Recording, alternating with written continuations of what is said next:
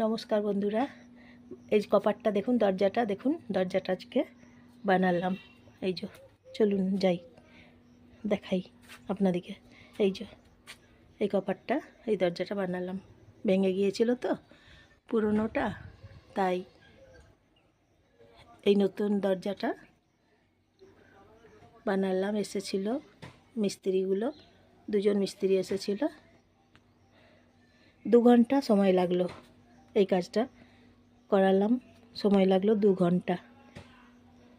দেখুন এই যে দরজাটা দেখতে কি সুন্দর বলুন।